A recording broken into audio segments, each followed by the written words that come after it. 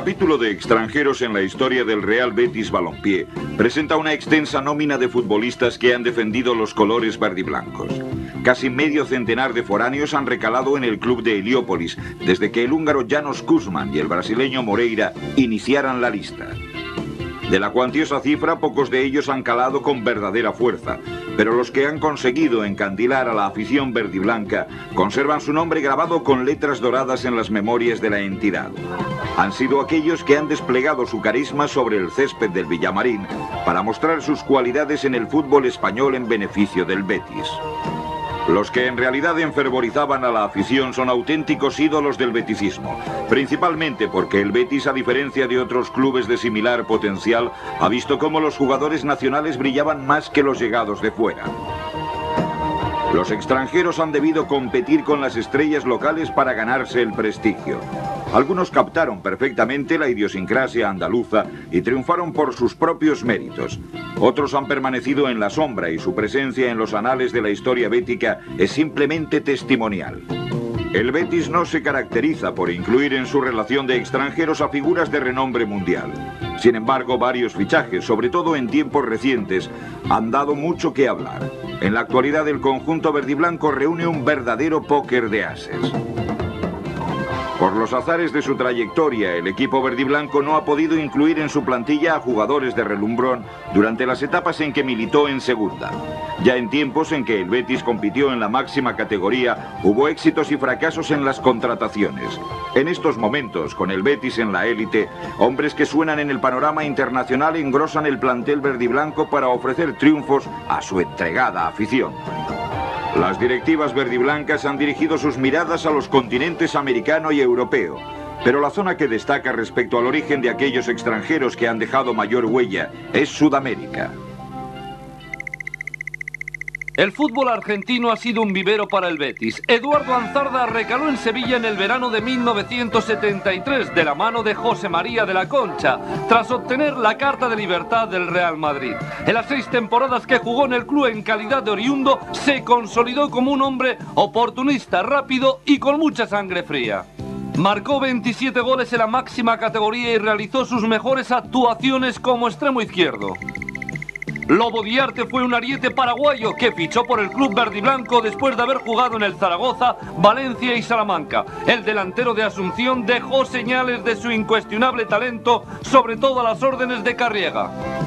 Con buenas condiciones físicas y una habilidad singular en las inmediaciones del área, Diarte trajo en jaque a las defensas contrarias, en especial en sus primeras 2 temporadas en el Betis. Eran principio de los 80 y el paraguayo formaba una temible delantera con Enrique Morán, pero fue Hipólito Rincón el que sacó más partido de las excelencias del atacante sudamericano.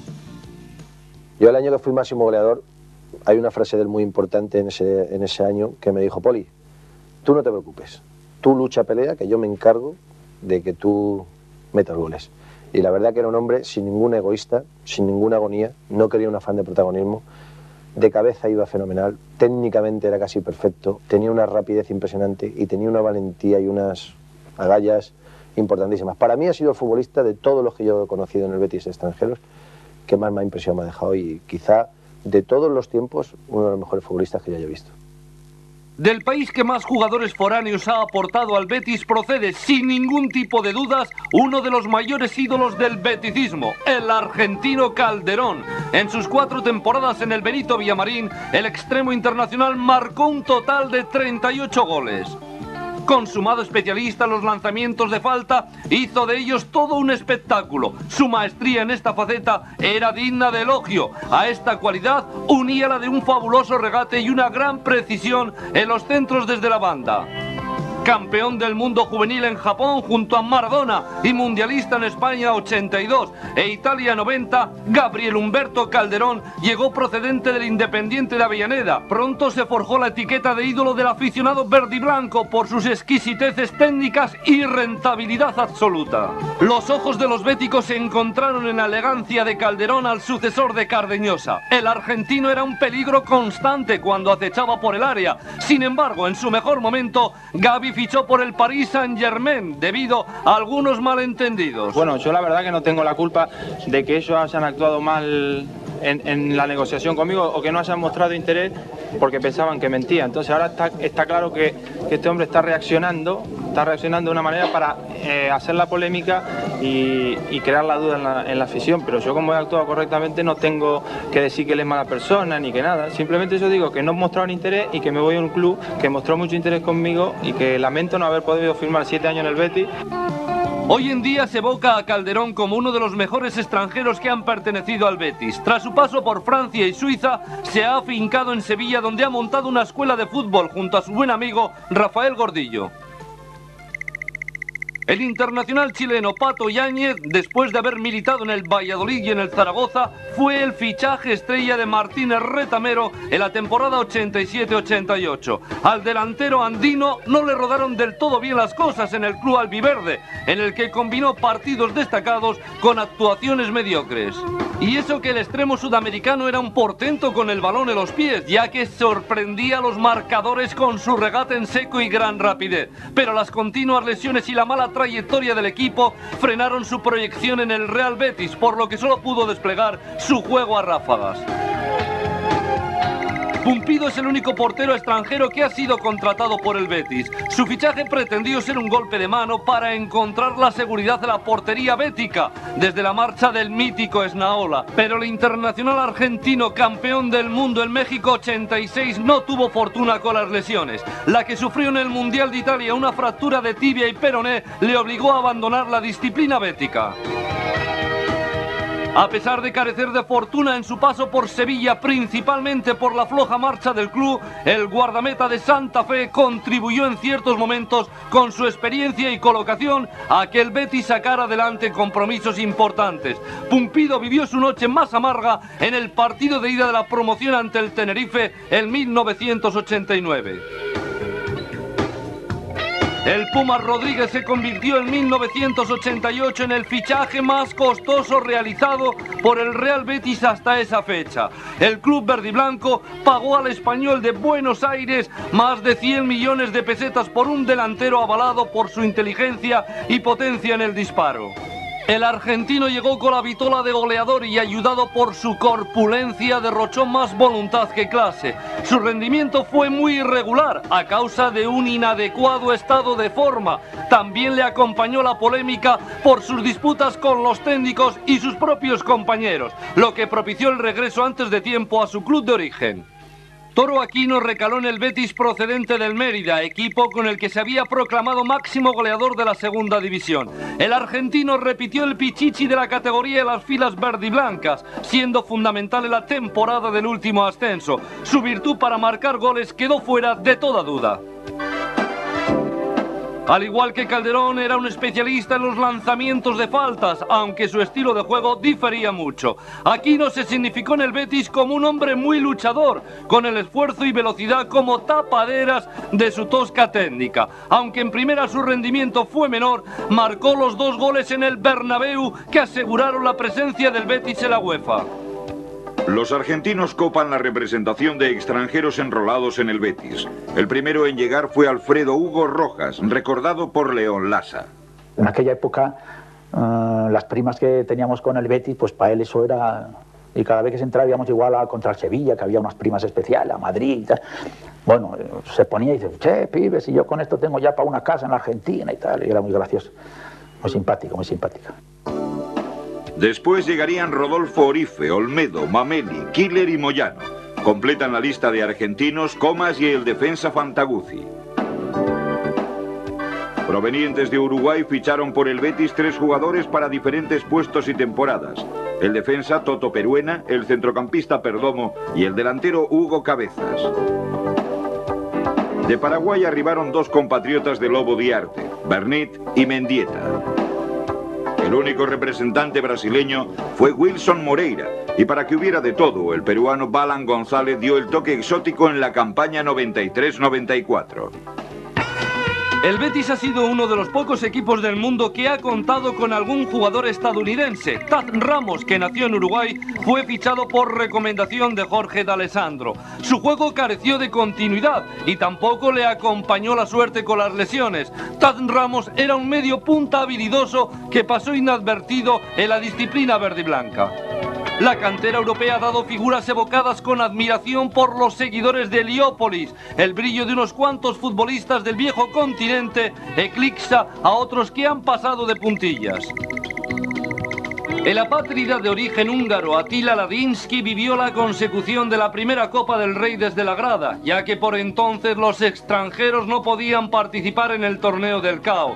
De este gran futbolista magiar, dotado de un soberbio salto de cabeza, se decía que no reparaba en diversiones. Ladinsky que es un futbolista fuera de lo normal, ¿no? Ladinsky hay una anécdota de... Yo tengo un amigo bético, ¿no?, que reparte vino, ¿no? Y Ladinsky tenía un chalet en la Montilla, ¿no? Y me llama un día y me dice... Nosotros decimos los tarugos a los tres hermanos, que son los tres béticos, ¿no? Y uno de ellos, Manolo, me dice: María, ¿Ladinsky tiene alguna taberna allí en su casa? Digo: ¿una taberna cómo? Dice: yo meto allí más tinto que en todos los bares del barrio, tomo.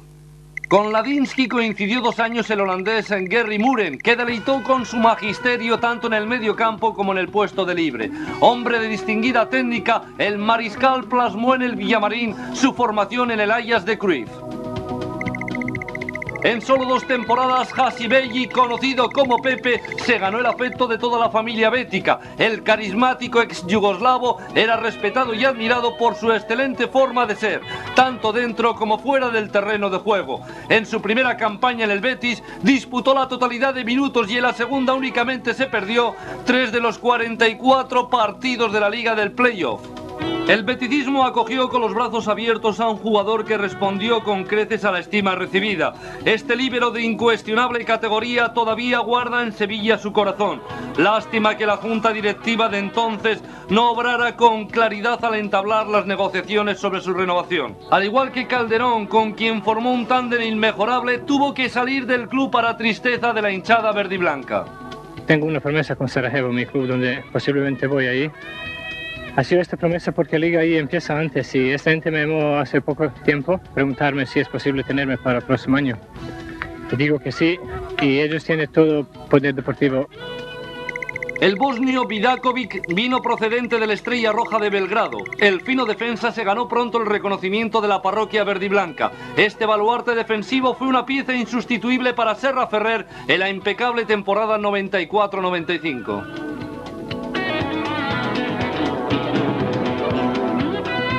Vidakovic puede convertirse en uno de los foráneos más rentables en la historia del Betis debido a su largo contrato. La confianza que inspira a sus compañeros de defensa propicia que el equipo verdiblanco sea difícil de batir. Además, el bosnio es de ese tipo de zagueros elegantes que gustan de sacar el balón controlado.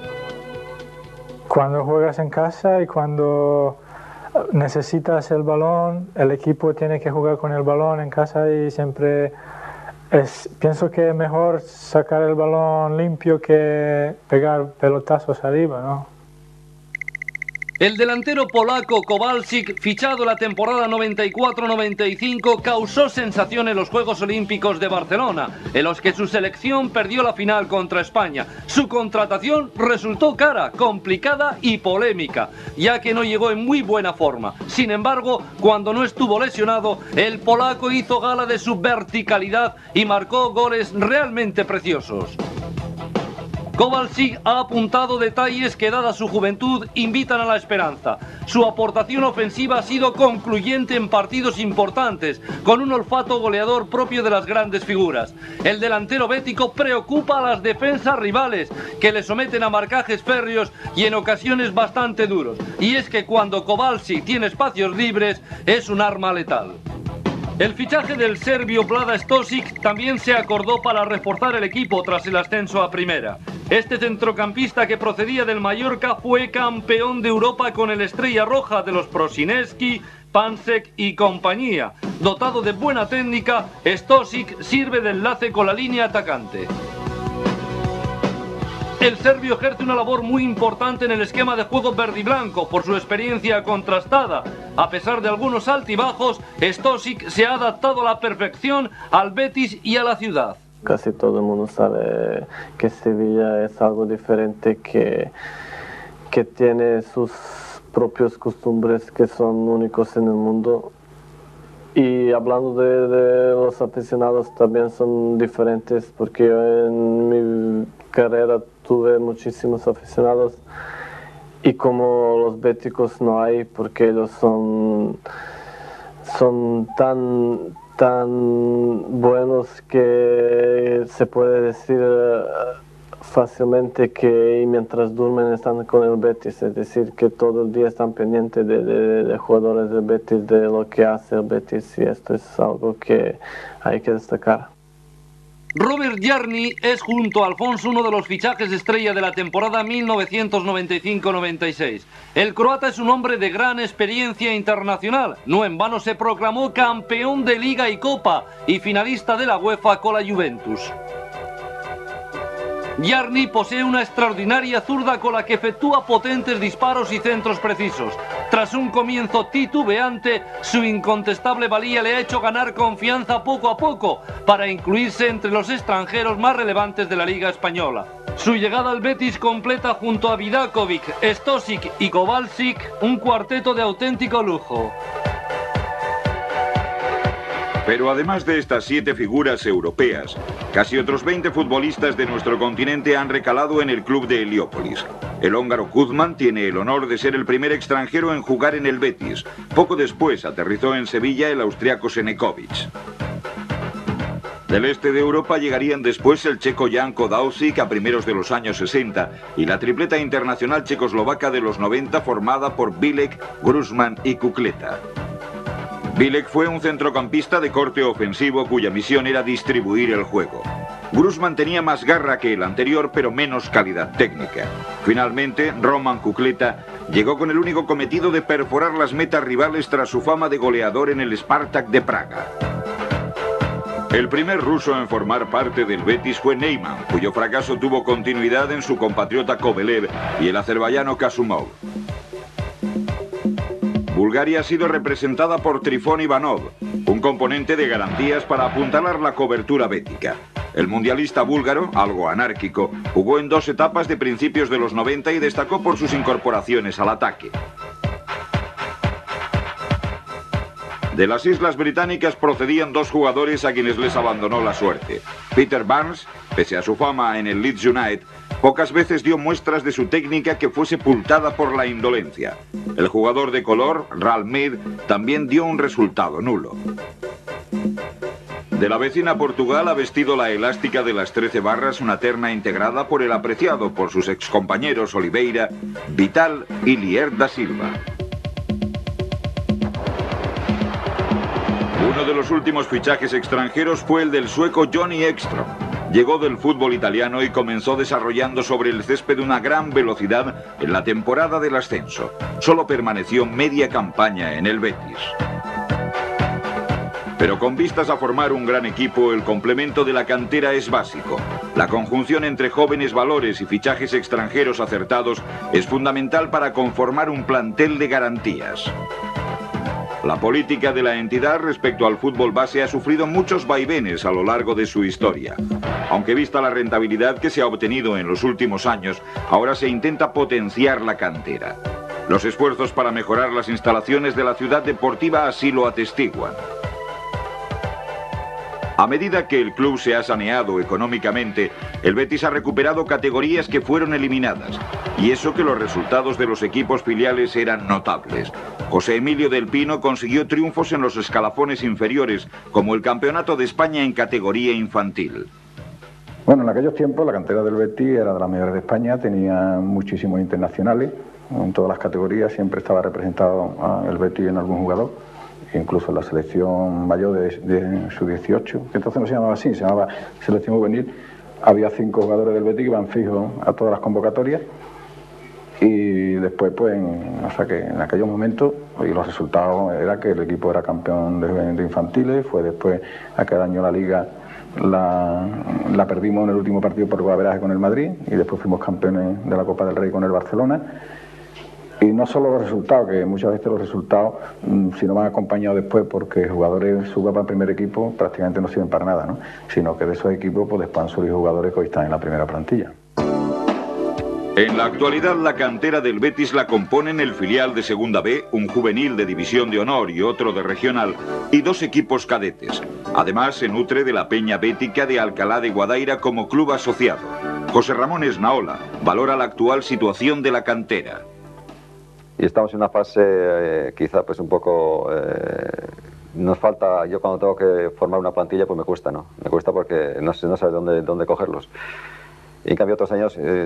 hemos tenido la posibilidad de poder firmar jugadores de fuera, como han sido Cañas, Roberto, Merino, que han estado aquí en una pensión y son los jugadores que más o menos se les ha visto anteriormente y se les ha traído y han resultado, ¿no? En estos momentos está en una fase de decaimiento en el sentido de que nos falta para poder completar una plantilla, pero de todas maneras estamos trabajando, los chavales que están trabajando en los juveniles ponen el máximo interés y poco a poco pues nos estamos defendiendo.